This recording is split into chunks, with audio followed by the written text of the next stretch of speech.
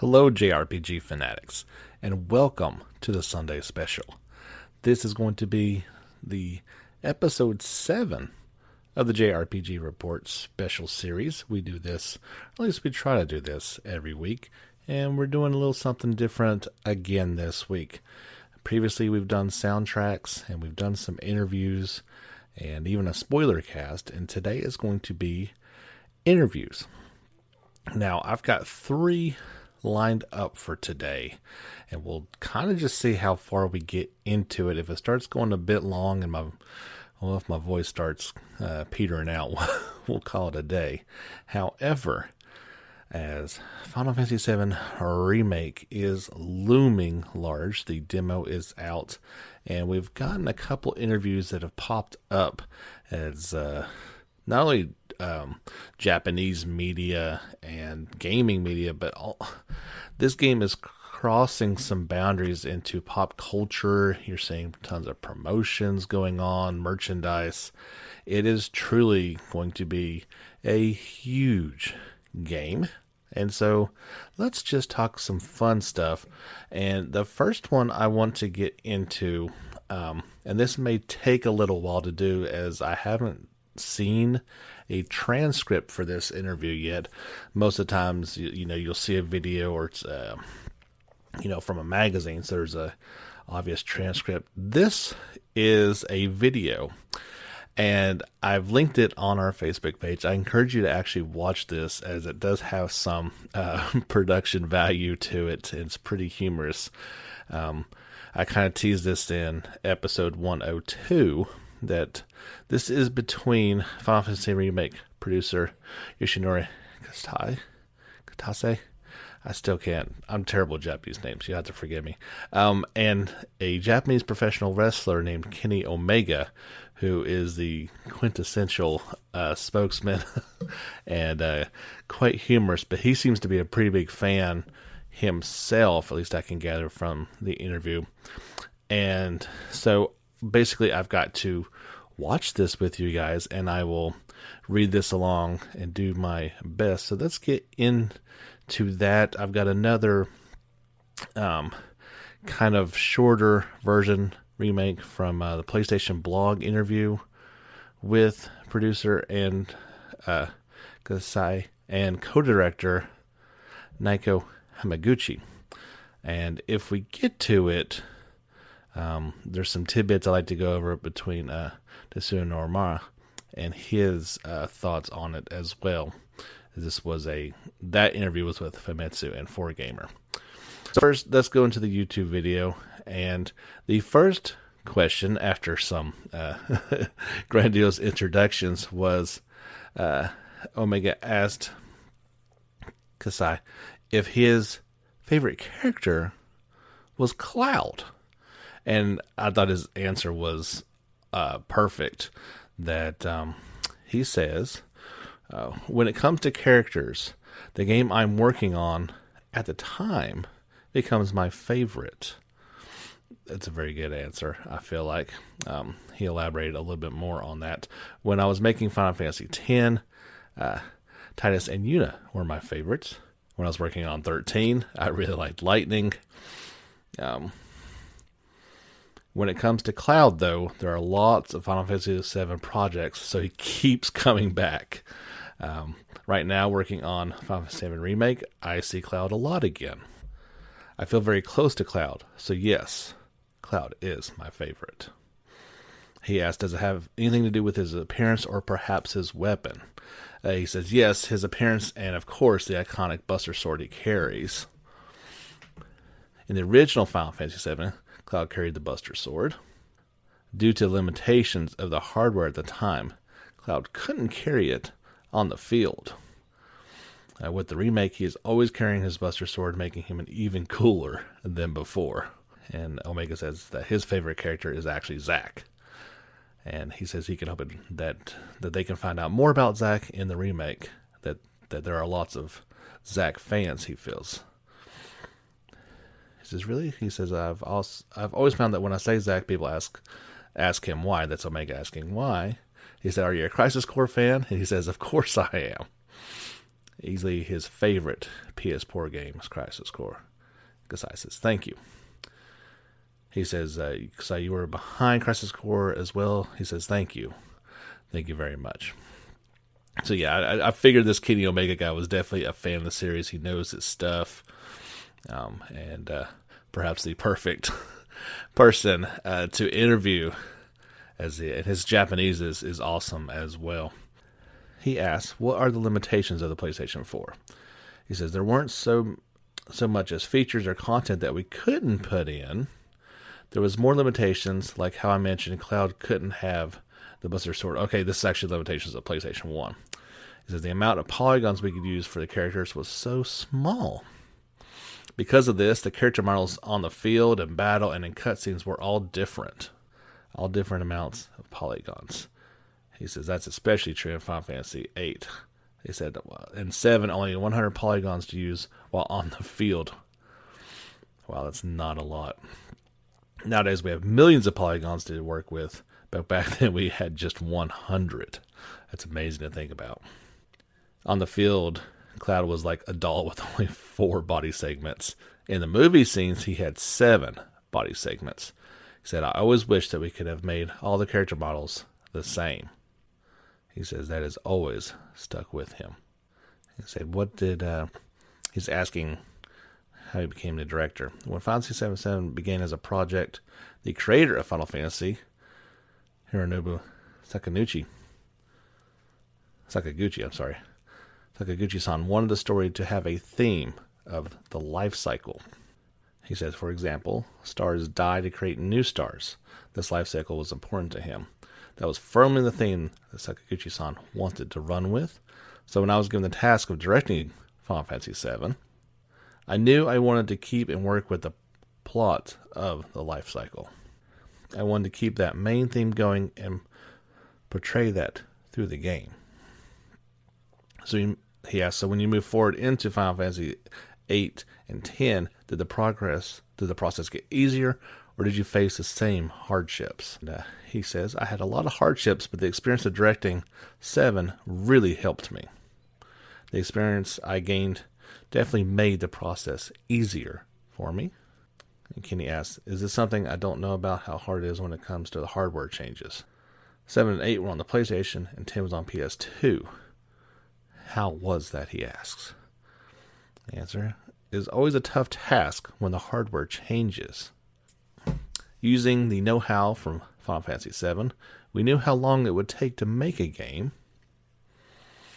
When the hardware changed, we didn't know how long it would take or what hardships we would face.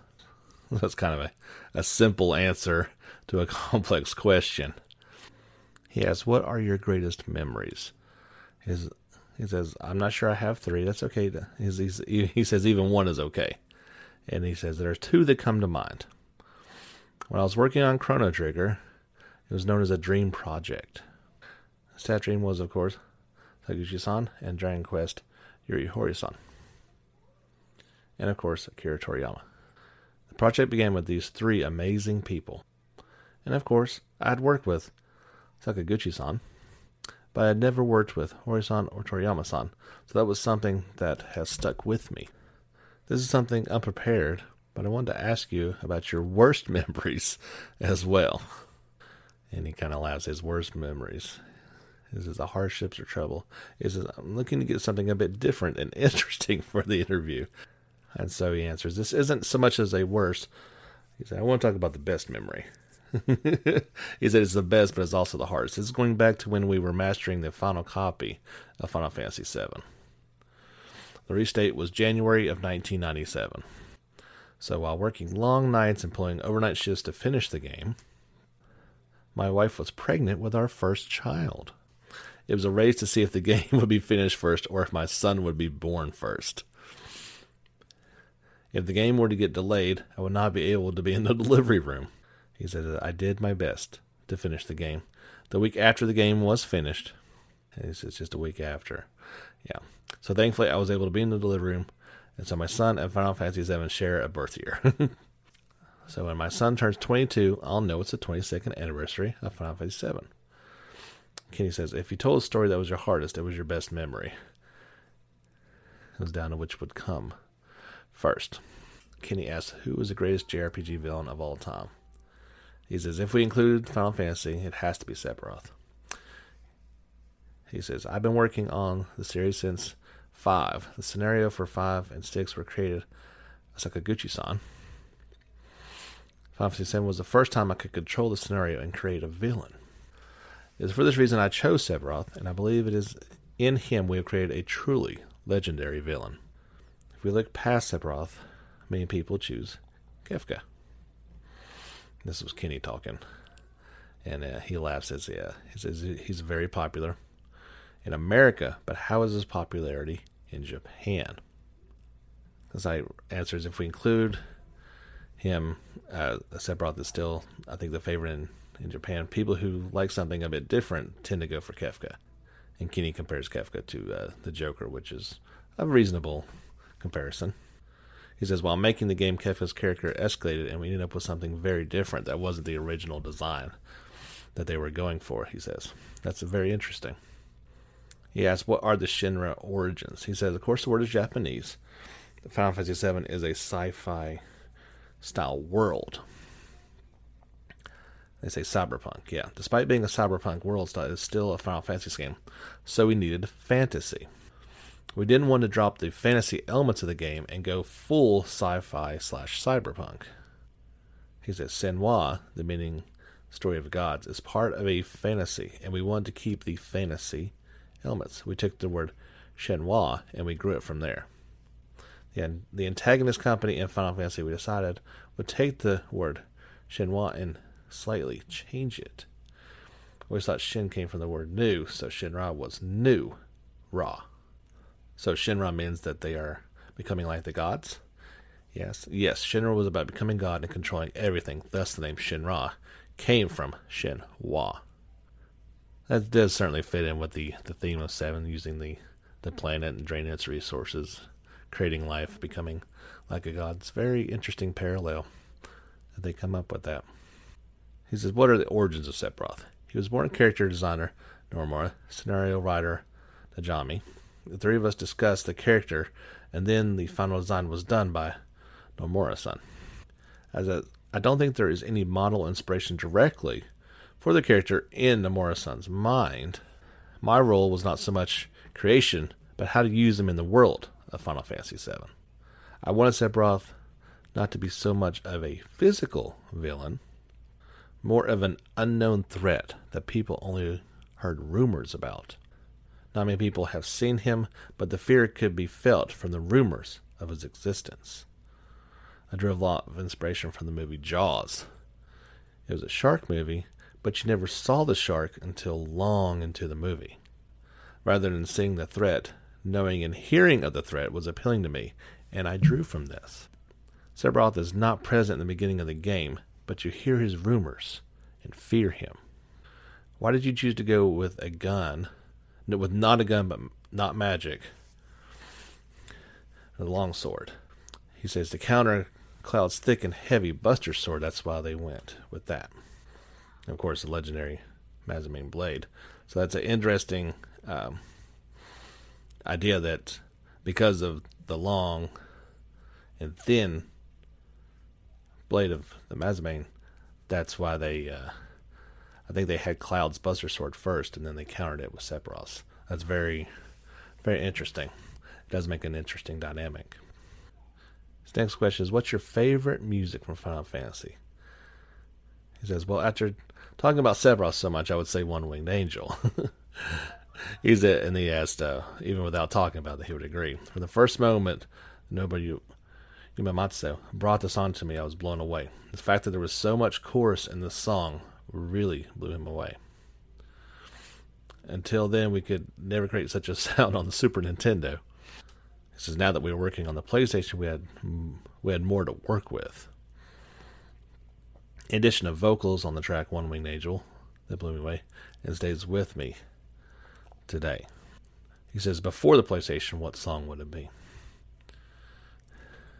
He has NES or SNES. And a perfect answer. He said it would have to be the opera scene from Final Fantasy VI with the 16-bit chorus. He says, yes, Kenny says that's a legendary scene from the opera house. The song really created the sound of singing despite being, he says he likes songs with a punch to them. He says he likes from Final Fantasy V, Clash on the Bridge. He even says he likes the music from Mystic Quest. That's a bold statement. So his next question I kind of teased about in the podcast as well. And he is asking about Parasite Eve. That if there was an unsung gem, so to speak, as Kenny calls it, and asking his thoughts about the game. He says, yes, it's true that for the third birthday that I worked on the PSP version. The characters are very rich and deep, especially Ira Bray. I don't know of any plans right now, but it would be a waste not to use those characters. Horror games are very popular right now, and Parasite Eve had some RPG elements to it, Kenny says. It was very unique and very original. He says, so I think now would be a good time, perhaps to make another game that had a very unique game style, and there are no games like it right now. And Kitase says, you really know your stuff. This Kenny Omega guy is definitely a gamer and a Squaresoft, Square Enix fan. That's quite impressive, and I agree. Parasite Eve, one of my favorite games. I'd love to see them bring that one back and do it the original. I didn't really care for part 2 as much, but the first one was one of my favorite PlayStation 1 games. All right, so that's going to wrap up the interview with Kenny Omega, the Japanese professional wrestler, interviewing Final Fantasy VII Remake producer Yoshinori Kitase. And I know I pronounced his last name about 4 different ways during that interview, and I do apologize for that. But we learned some interesting things in that, and I hope you enjoyed listening to it.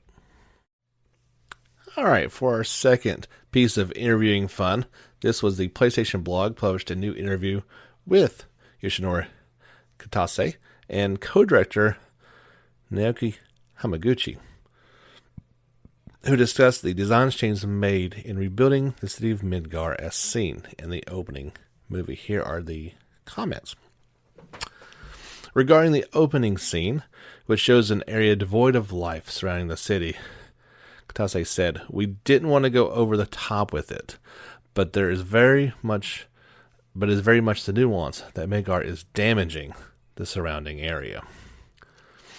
Regarding whether the development team used Advent Children as a reference material for rebuilding Midgar, Hamaguchi says, we did refer to Advent Children and other previous series work when rebuilding Midgar.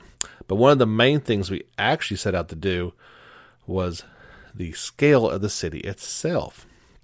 The original wasn't that realistic if you consider the size of the individual buildings and how big they were in comparison to the overall city. It was quite condensed. We set out to make Midgar realistic. The size between buildings, the density, that's one of the big things that we wanted to set out to change. They asked regarding whether the development team was a fully designed topographical map, or if they have a fully designed topographical map of Midgar. He says, we haven't done it to the same quality or same level of detail as the actual areas you do get to visit in the game, but we have mapped out the entire city and what's in each of those areas. They ask whether regarding Midgar's design is feasible in the real world. Hamaguchi says, you know the structure of Midgar. You had the big central pillar, and each sector is supported by its own sub-pillar. We worked out the right size and construction, how big those pillars would need to be physically support the weight of the plate on top of them. Also, the honeycomb structure of the pillars and where the tunnels would have to go for or to still work as a physical structure. It's all been mapped out, and we understand quite a lot of the detail about the realities of how Midgar will be constructed as a city. And they ask regarding everyday life. Kitase says, we really want to show the everyday lives of Midgar citizens, partly to show how they lived in this massive city powered by Mako energy, how and when they'd be using it to tell that aspect of the story. The original version went straight into the bombing mission. We felt that we wanted that feeling that things were already underway, that you were in the middle of the action. Yet, if you immediately went into there, the panic caused by the bombing mission afterwards, you wouldn't understand the impact it had on the inhabitants' everyday lives before that event interrupted them. That's why we started with this kind of domestic kind of scene. They asked regarding the ongoing construction of the city. Kitase said, the idea that the city is being built from the center outwards. You can also sense the different architectural styles as you go away from the central pillar, the high-rises on the city edge. We put quite a bit of effort into making you feel that this is a modernizing of the city as it builds outwards. They ask regarding the playground. Hamaguchi says, within each sector you've got the difference between rich and poor. Each plate has its own city, while there are some areas within those that are older and beaten up. The playground is used to show where those downturned areas that aren't so well off in the city as well. They ask about the Mako reactor. Kitase says, up to this point in the opener, we've seen the benefits of living with Mako. It supports people's comfortable lifestyle in the city. But the description here of the Mako reactor turning on is that it's not all sunshine and rainbows. There's a darker side to it as well. And they ask regarding the appearance of Loveless Street. Midgar's entertainment hub, which is notably close to the proximity of reactor number 1, Hamaguchi said, the player gets to see how the reactor bombing impacts the city. And we want them to feel conflicted about the effects of their actions. That's why we depicted this area in such detail. And they ask about Shinra headquarters. Hamaguchi says, we didn't want to mess with the outer form of the building because it could really affect people's memories of what Midgar should look like. The inside, though, like the floor structure, has seen major rearranging. It's something that the players will discover when they get inside. Regarding Midgar itself, Hamaguchi says, the core concept we worked on was that the player must be able to experience Midgar for themselves. Each individual location within has distinctive concepts and personalities. There's a different style of gameplay experience waiting for in each one of them. And then lastly, regarding the game's lighting technology, Hamaguchi says, we used new tech to enhance the game's lighting to make the city of Midgar feel as real as possible. A network of over 100 synced PCs do copious physical simulations and calculations to work out the exact realistic reflection and how the lighting beams will bounce off any object in the game. Through doing that, we managed to create amazing atmospheric lighting for the city. A lot of this is referenced in the demo, so if you've not played it, you'll want to check it out to kind of understand what they are talking about in a bit more detail. All right, finally on this interview special, we've got Tetsuya Nomura, and he talks about the new details, including story changes, theme song, character designs, and the battle system. It says first are the details on the song Hollow, which is Remake's theme song. He says Hollow uses a male lyricist and is rock themed in order to reflect Cloud's feeling. The song is supposed to invoke rain, and I wanted to avoid changes in the song's image depending on the language. So we only recorded an English version. The lyrics were written by Nobuo Uematsu and Katsunji, oh my goodness, I'm going to butcher this, Katsunji Nojima, who was really into it. When Nojima wrote the lyrics in Japanese, he titled the song Empty Sky, and when translated the lyrics, the title became Hollow. Then he talks about the very first character redesign for Remake was actually Barrett. He says the amount of realism added to Barrett's design compared to the original design served as a guideline on how much realism to add for remaking the other character's design. As for Red 13, his original design surprisingly already looked quite realistic, so he simply recreated it with more details and didn't change much. In the past, though, he equipped a hair ornament as a weapon, but this time they changed it to it being a collar, so it's more visible. The three Turks members were redesigned by Roberto Ferrari. Since they're all wearing simple suits, we added more details to better express their personalities.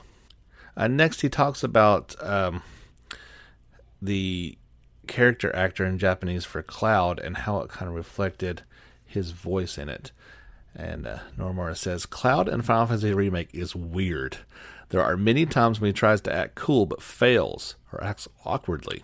He gets nervous where most people wouldn't. This might surprise you, as the Cloud in Advent Children was cool, but that's because it was post Final Fantasy VII Cloud. Plus, we were limited, so we focused on emphasizing his cool side. However, in the original game, Cloud had many comical or lame moments. This is what we went for with Remake. I asked Takahiro Sakurai, who voiced Cloud, to reflect that in his acting. I hope you enjoyed that. Next, he spoke about the new characters found in Remake. One of the new characters, Soldier 3rd Class Roche, was designed by Roberto Ferrari. Nomura says, I didn't give him any particular instructions for Roche's design, and Ferrari had already done the first version, so we only changed it a little bit before finalizing it. His first design was a bit too sharp and serious looking compared to his easygoing personality. There are many other new characters beside Roche, but they mostly appear in side stories rather than the main story. Next, he spoke about the remake's graphic style. It's close to photorealistic style, but it's also different. Many iconic elements of the original were in the deformed style, so the remake uses realisticness in the range of the original's deformed style. That's in quotes for that. Next, he has comments about the battle system. Nomura says, I already mentioned this in the past, but since development began, we redid the battle system many times.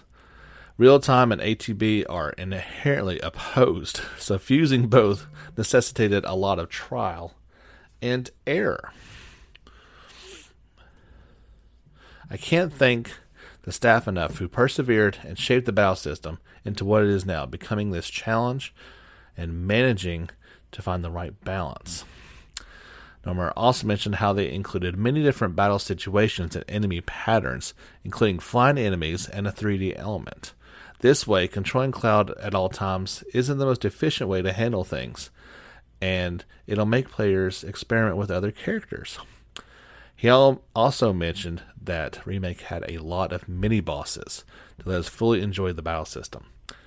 He also spoke about how the battles were incredibly vivid, be it the various effects when using magic or all the battle dialogue. He says, we heavily focused on the game's atmosphere and immersion during battles. Maybe we overdid it when it came to the dialogue during battles, he laughs. Recording everything was pretty difficult. At peak period, we had up to 9 recording sessions a week, dividing them between 2 and 3 different studios. It might be the game with the most voice lines I've ever worked on. Overall, in 20 years of game development, Final Fantasy Remake was probably the most grueling project I've ever worked on. He laughs again. Having the character speak so much during battles was an idea of Matsuro Toriyama, the co-director of Final Fantasy Remake. The overall reception to events and from the debug team was very positive, and Nomura is confident in the game. He pointed out how Remake's objective is to both satisfy the old fans and make players who have never experienced the original get why it's so great. Next, he shared the details regarding the scale of Remake's story changes and new events. Nomura says, I know many fans are worried since the Remake's project is in multiple games, and the first game only depicts Midgar. Don't worry. It's a highly dense game, and it doesn't end after just a few hours around the Midgar part in the original. There are many new events in the main story, like a scene where you end up visiting Jesse's parents and eating dinner. Each member of Avalanche is much more detailed compared to the original game, with new events to boot. By the time players leave Midgar, I'm sure they'll be satisfied. Some content also didn't make it into the final game, and yet it's still on 2 Blu-ray discs. Nomura explained the development team prioritized quality over quantity. He says, we made the side quest content as big as the main story. At the beginning, the development team readied even more content, but we wouldn't have been able to do everything without cutting corners, so we prioritized quality. We wouldn't have been able to finish the game otherwise. Despite that, the game is quite big. There are many places you can visit, and even more moving. Now, check this out. Even more moving around using vehicles at some point. Vehicles. So we already know that the motorcycle's in there. It's going to be interesting what else he's talking about there. Now, we also heard about another iconic scene using Shinra HQ building infiltration scene and how its stairs climbing part was recreated in the remake. He says each character climbs the stairs at different speed, and the dialogue changes between on what you do as well. So you should try an experiment. And that would be funny. I'm sure, obviously, Cloud's going to be different than Barrett going up the stairs. And lastly, here's his message for fans and everyone looking forward to remake. Nomura says, the remake will be releasing soon, but it's not like overriding the original Final Fantasy VII. The original game is the source of everything, and thanks to it, we were able to make a new, unique experience. Fans of the original game will have a different, new experience when compared to when they played the original, and I hope those who discover everything with the remake will enjoy it too. This is the first part of the remake, and it's still a full-fledged game. You'll be satisfied after playing it. Once you try out the game, you'll definitely have a hard time putting it back. Please look forward to it. So that's very good stuff. I don't think it really ruined anything, but definitely kind of touched on a few little things and little details. I still can't quite figure out how many parts this game is going to have. I still kind of lean toward it being a 3-part game for some reason. That if they're going to flesh out Midgar into a full-fledged game, and why couldn't they do that for the rest of the game? Remember, the original was 3 discs, so why they couldn't flesh out each of those quote-unquote discs into another game, I don't see why they wouldn't. It seems to me the more games they can produce, the more money they're going to make, especially with this one. So that's a question for another day, and honestly for another year, as it's going to be a while before this series is wrapped up. Anyway, I hope you have enjoyed these interviews on episode 7 of the Sunday special. Like I said, we try to put these out every Sunday. May not happen over the next couple of weeks. It depends on how much time I get, as I am going on vacation here soon. But I will see what I can do for you guys. Don't forget to give us a like on Facebook. We got a good little community over there. Follow us on Twitter and Instagram. We have a YouTube page where we do all my live streams and make video versions of the regular podcast, of course. And don't forget, if you'd be so inclined to sign up for listener support, the link is at the bottom of this podcast. We would greatly appreciate your support. Tune in every week for more JRPG news on the JRPG Report. My name is James Fisher. Until next time, guys, get back out there and level up.